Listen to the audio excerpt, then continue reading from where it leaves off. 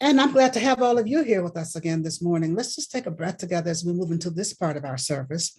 And I'd also like to mention and recognize that this is Pride Month, the month of June. This is a month that we commemorate the Stonewall riots in New York City in 1969, in June 1969. And there have been 3 presidents of the United States who have proclaimed June as Pride Month. It's a month that many events take place to celebrate and recognize the contributions and the impact that LGBTQ persons and people have had on the world and continue to have on the world. And so, and June 28th is actually Pride Day. But I'd just like to recognize that this is Pride Month, and there'll be a lot of events to attend and to take part in if you feel so inclined to do that. So again, let's take a breath together as we move into this part of our service. I'd like to also thank Nicole Jordan for the beautiful job she does with the videos for our music of our Sunday service. Thank you, Nicole, so much. They're absolutely gorgeous, and I just really appreciate it very, very much. This month, we're talking about walking each other home. That's our theme for the month. I love that. I love that idea of walking each other home. Whenever I think of that, I think of walking along with holding hands or joining arms or something, some way that we are being together and walking each other home. And my topic today is open-handed living, open-handed living, open-handed living.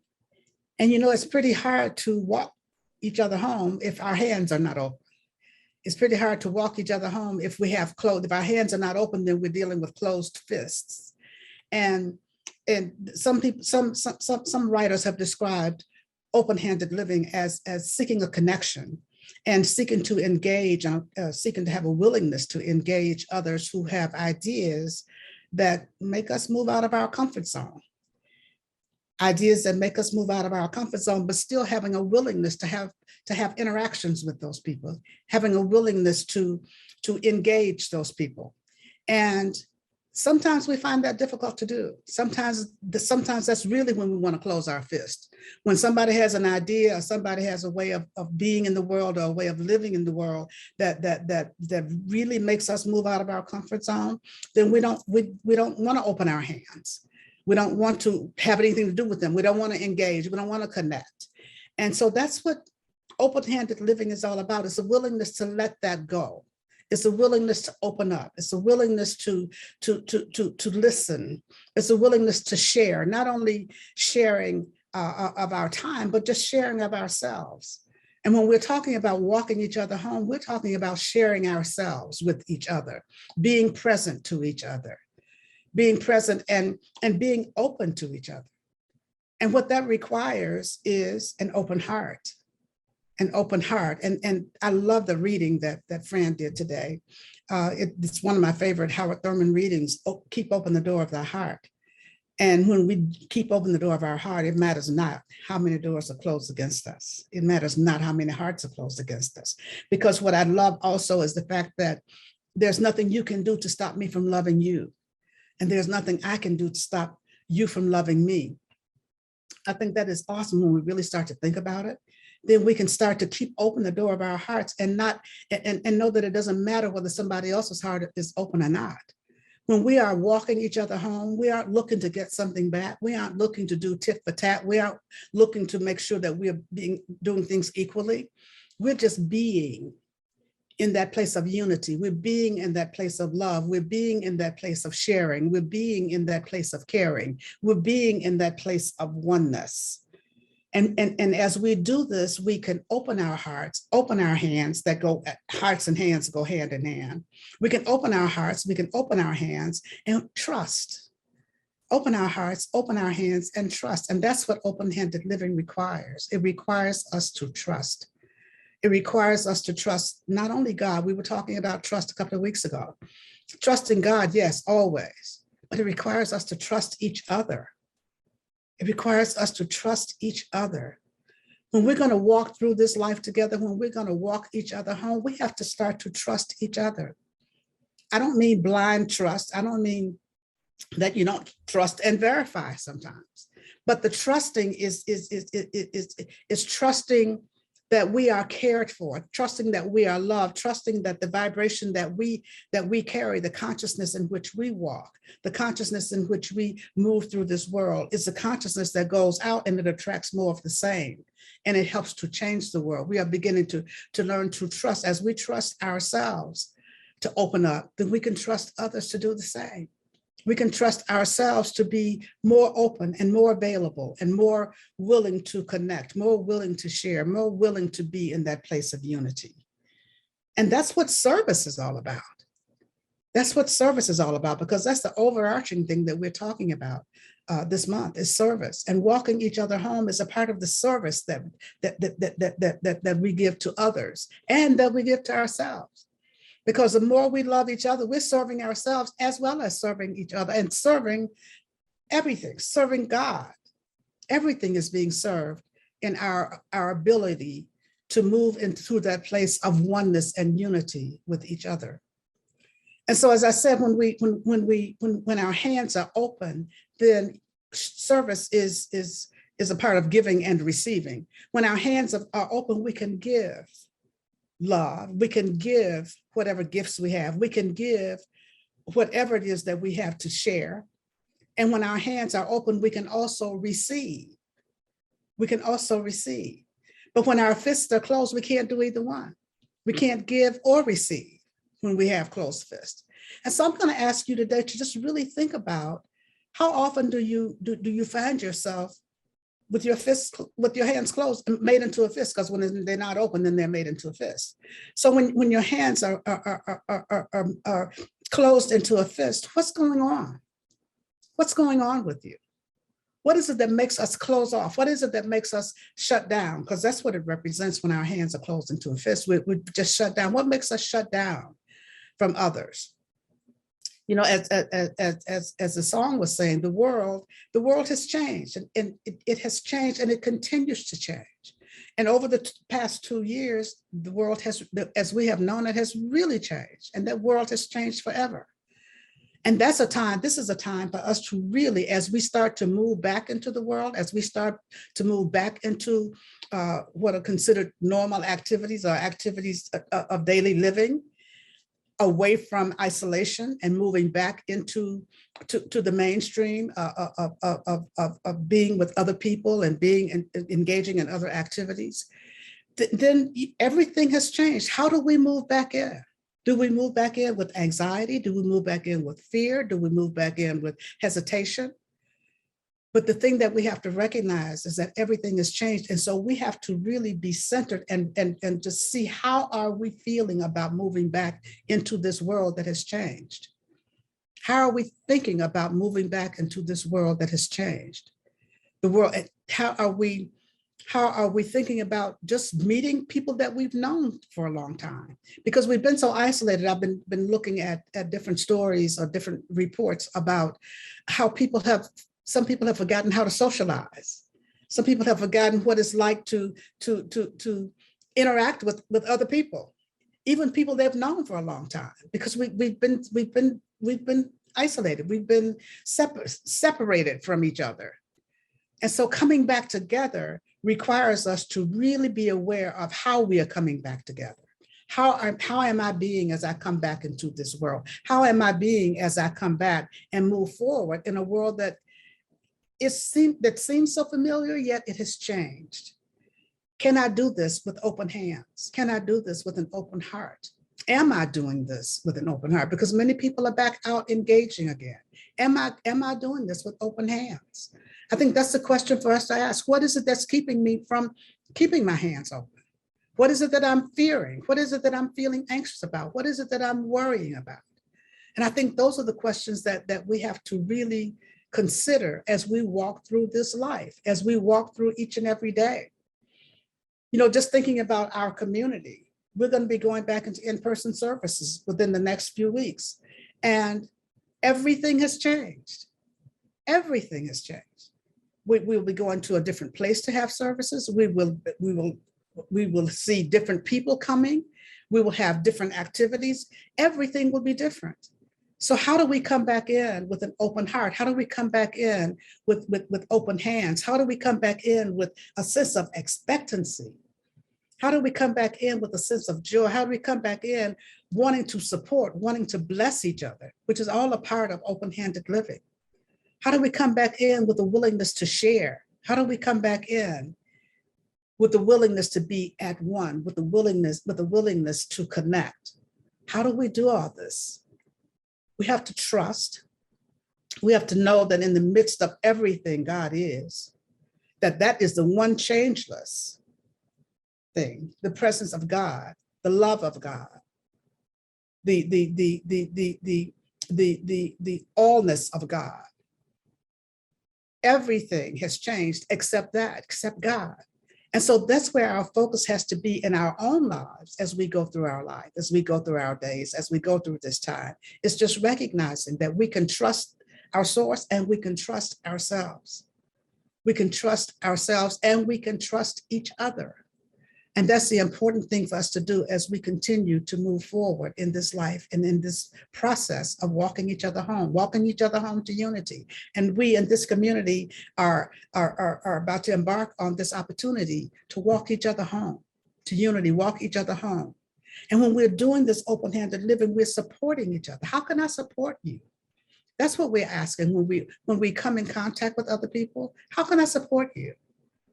How can I bless you? And asking that question of ourselves, how can I bless this situation? How can I bless this person? How can I support this person? This is what open-handed living is all about. And so I'm inviting you today to really look at how can I move through this life with open-handed living?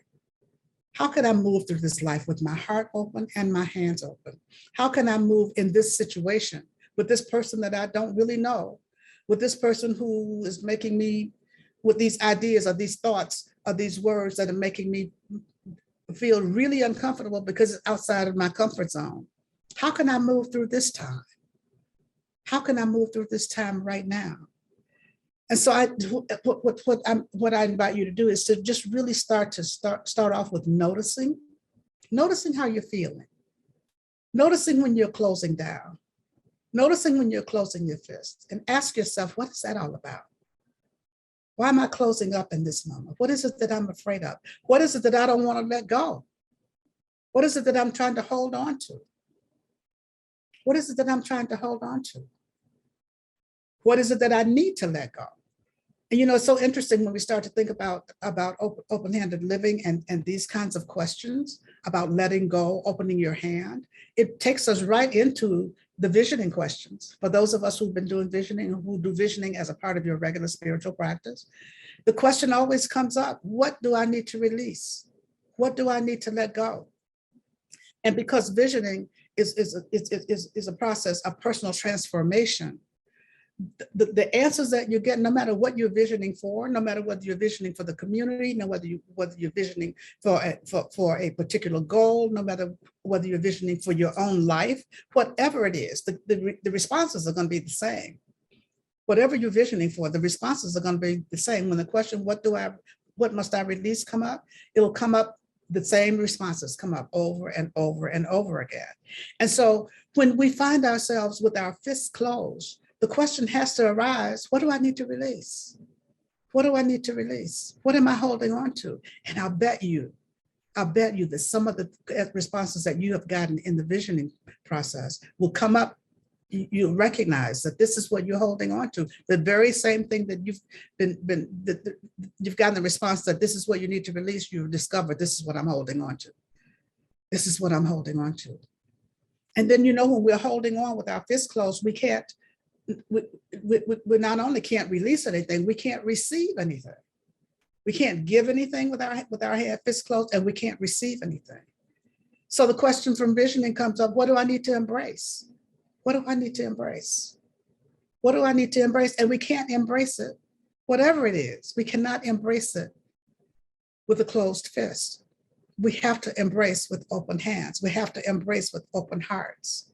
And so just looking at how all these things intersect, how all these practices that we get involved in, with all these practices and all these things that we know, the principles that we learn in our teaching, as we move through this time, they all dovetail, they all work together.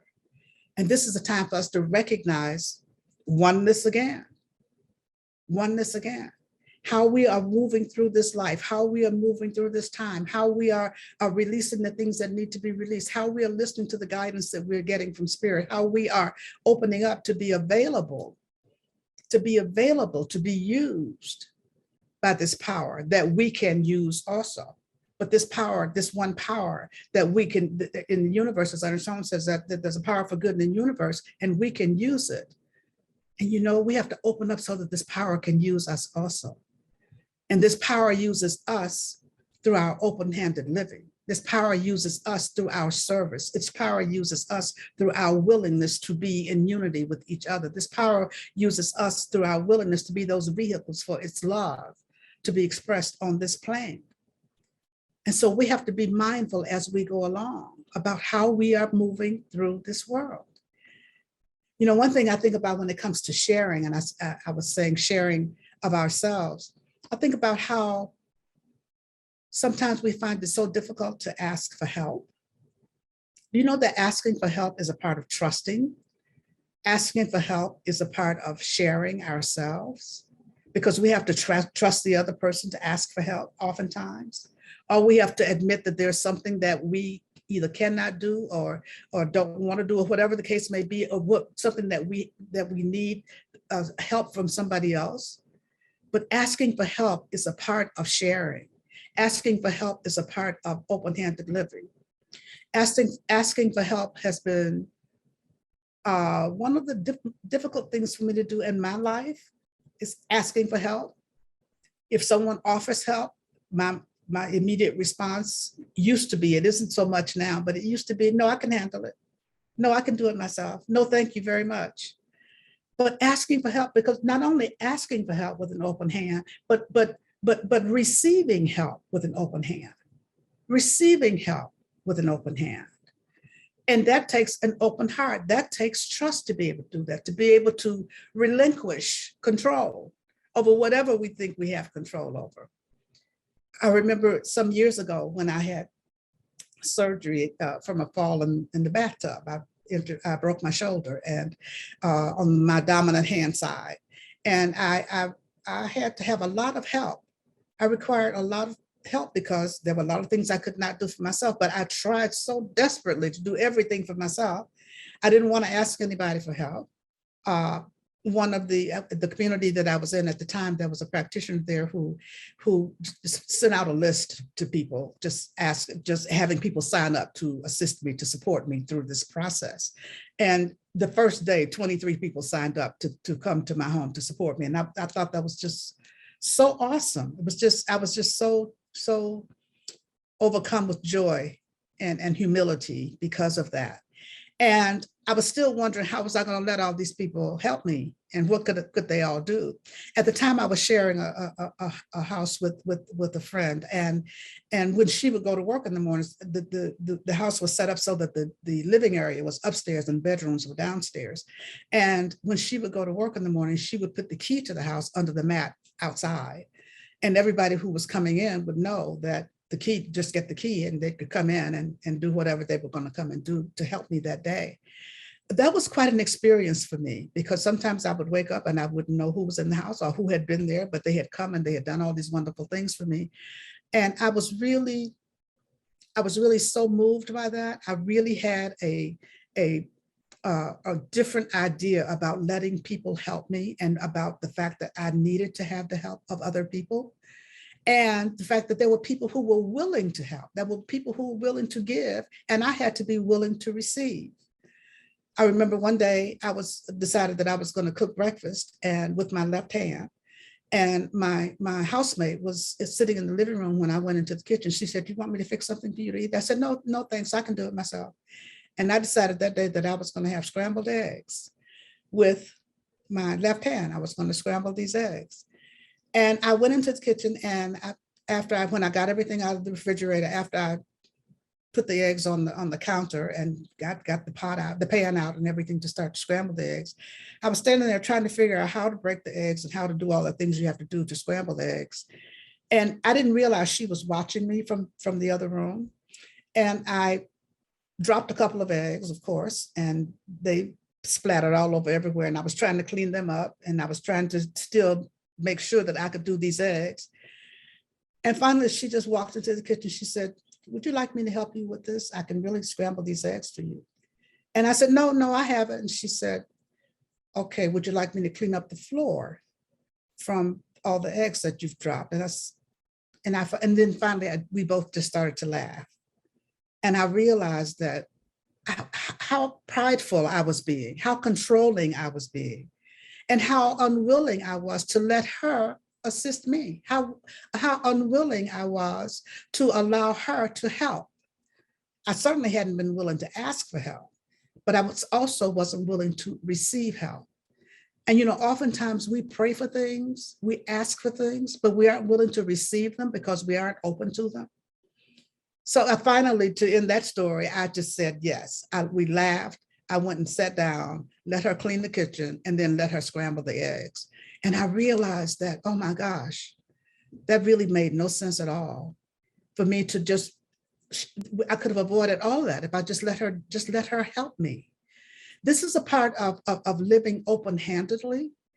When we are willing to allow someone to help us, when we are willing to ask for help, when we are willing to trust enough to know that we don't have to control everything, we don't have to do everything, we don't have to do everything alone, that we can be open and be a part. This is what unity is all about, being open and being a part of,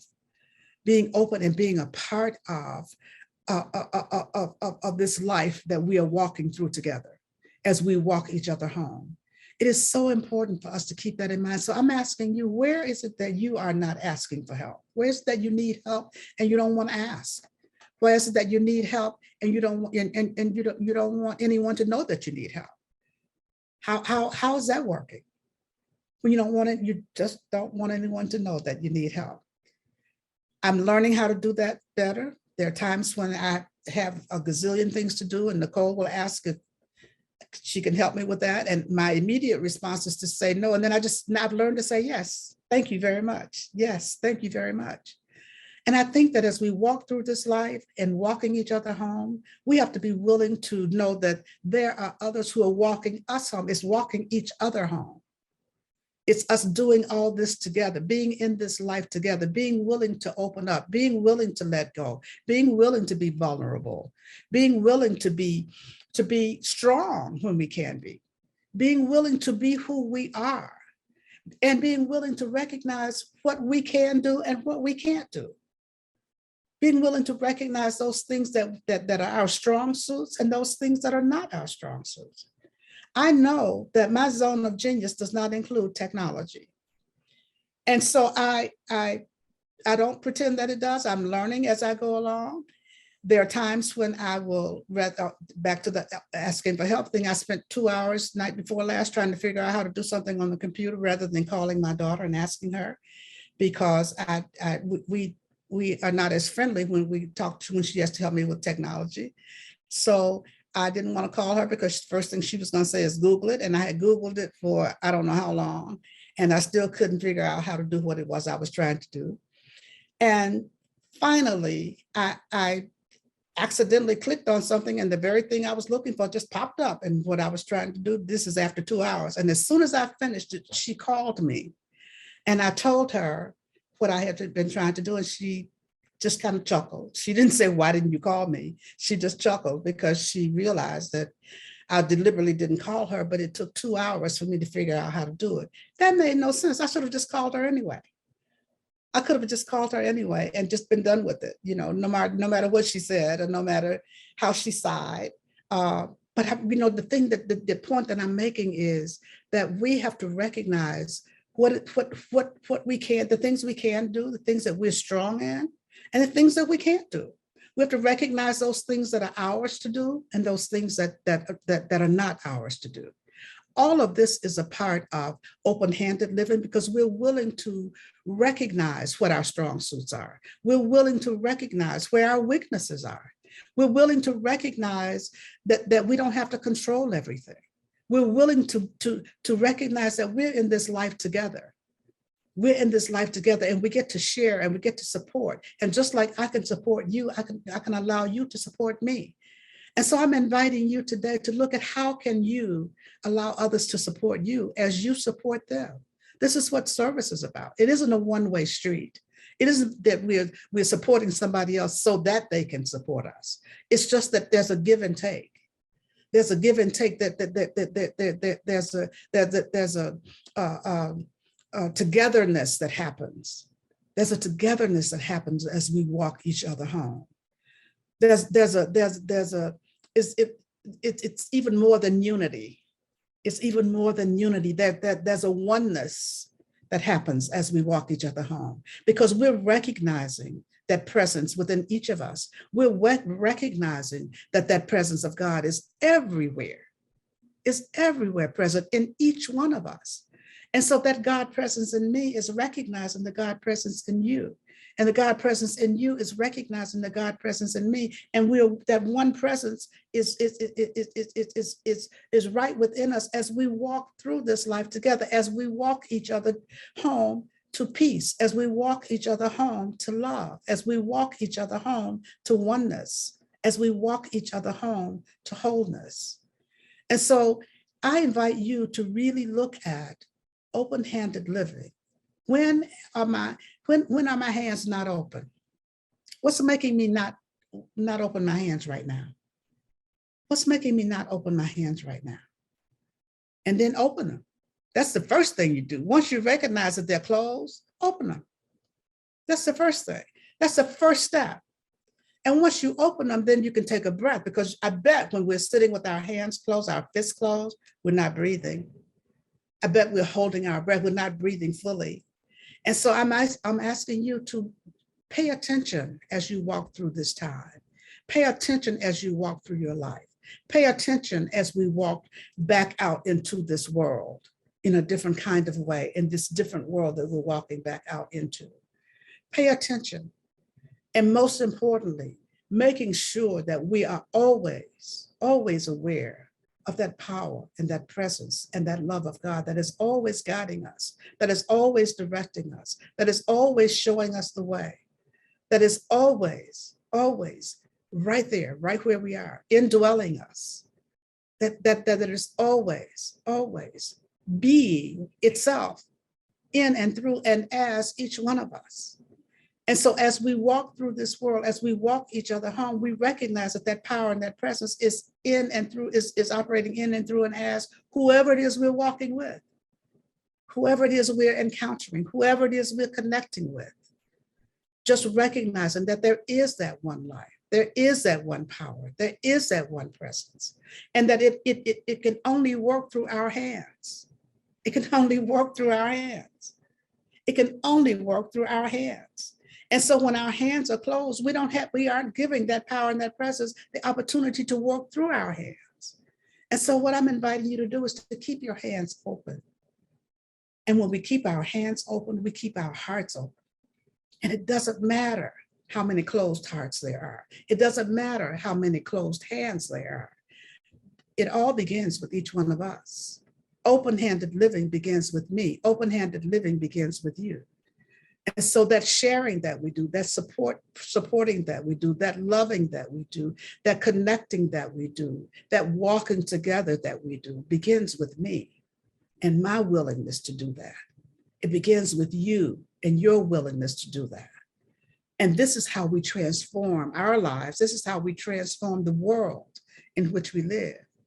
As we walk through this time with open-handed living, serving the world, serving each other, serving God, and knowing that all indeed is well. And so I invite you right now to keep your hands open, keep your hearts open as we turn within for prayer. So just taking a breath together, just moving into that place of recognizing that one power, that one presence, that one love, that one life, that one mind, that one breath, that one activity that I choose to call God, that one in which I live and move and have my being, that one that lives and moves and has its being in me, knowing that this one is my very life. This one is the life of each one of us here this day. This one is the life and the source of us all. And so just knowing this truth, I speak the word for each of us this day. I speak the word for all of us this day. Just knowing that we each live and move and have our being in God, and we walk forward knowing that God goes before us in each and every moment of each and every day as we walk each other home, guiding and directing our every step, caring for us, loving us, lifting us up, comforting us, knowing that all needs are met in each and every moment of each and every day. All needs are met, no matter what we call those needs, that God is the source, substance, and the supply. The source and the supply, God is. And God is always providing for each of us, always providing, always giving, always healing, always meeting our needs, always showing up as whatever it is we may need at any given moment, at any given day. And so I'm just knowing that body temples are healed. I'm knowing that bodies of affairs are healed. I'm knowing that relationships are healed. I'm knowing that healing is happening in every aspect of our lives as we walk through this time, as we're walking each other home with open hands and open hearts. I'm knowing that there's forgiveness that is happening and compassion that is replacing the resentments and the judgments and all that stuff that we let go as we walk each other home, as we walk through this time, knowing absolutely that God is in the midst of everything, every situation, every circumstance, and that all indeed is well. And so I pause momentarily so that you may speak the names of anyone you'd like held in prayer this day. You may speak their names silently or loud, and you may speak them now.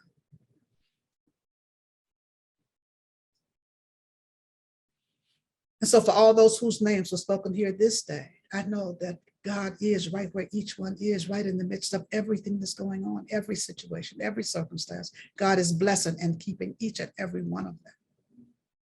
Each and every one of them. This word goes out to anyone who's experiencing loss, the families who are experiencing losses, grieving from violence that's taking place anywhere. The gun violence, the shootings, the war in Ukraine, anywhere there's unrest, anywhere there's chaos, anywhere there's anything that is unlike the love of God. The presence of God is in the midst of every situation, everything that's going on, and all indeed is well. This word goes out to our government officials, just knowing that decisions are being made for the highest and the best, for God is in the midst of the decision making. Decisions are being made for the highest and best of all concern, because we are one people, and this unity is established in the midst of everything that's going on. And so I simply say, thank you, Father, Mother God. Thank you, Father, Mother God. Thank you, Father, Mother God, for everything, for everything. I know that all is well, and I simply allow it to be. And so it is.